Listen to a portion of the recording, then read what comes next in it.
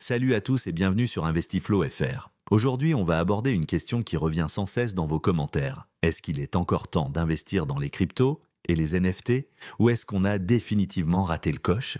Je sais que beaucoup d'entre vous hésitent, surtout après les montagnes russes qu'on a vécues ces dernières années. Alors, on va faire le point ensemble, sans langue de bois et avec des données concrètes. Commençons par les crypto-monnaies. Le Bitcoin a récemment dépassé les 60 000 $, mais ce n'est pas ça le plus intéressant. Ce qui compte vraiment, c'est l'adoption institutionnelle croissante. Les ETF Bitcoin Spot aux États-Unis ont changé la donne et de plus en plus d'entreprises intègrent la blockchain dans leurs opérations. Mais attention, ça ne veut pas dire qu'il faut foncer tête baissée, la volatilité reste importante et c'est crucial de comprendre qu'on ne parle pas d'un investissement à court terme. La règle d'or, n'investissez jamais plus que ce que vous pouvez vous permettre de perdre. Passons aux NFT. On est loin de l'euphorie de 2021 et c'est tant mieux. Le marché s'est assaini et on voit émerger des cas d'utilisation vraiment intéressants. Les NFT ne sont plus juste des images de singes vendues à prix d'or, ils deviennent des outils de tokenisation d'actifs réels, de billetterie, de certification. Ce qui est fascinant, c'est l'évolution du marché vers plus de maturité. Les projets qui survivent aujourd'hui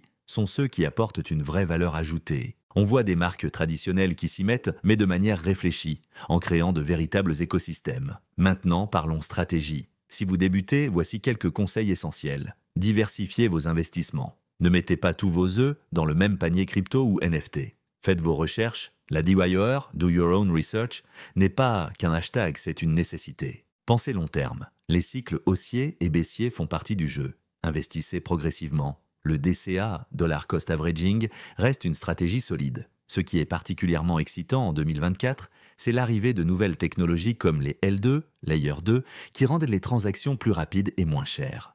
On voit aussi l'émergence de la finance décentralisée, DeFi, qui devient de plus en plus accessible. Mais soyons clairs, ce n'est pas parce que c'est plus accessible que c'est sans risque. Le marché crypto reste hautement spéculatif et dans le monde des NFT, la prudence est de mise. Vérifiez toujours la réputation des projets, des créateurs, et méfiez-vous des promesses trop belles pour être vraies. L'aspect réglementaire est également crucial. Les régulations évoluent constamment, et c'est plutôt une bonne nouvelle pour la stabilité du marché à long terme. Ça peut sembler contraignant, mais ça apporte aussi une certaine sécurité pour les investisseurs.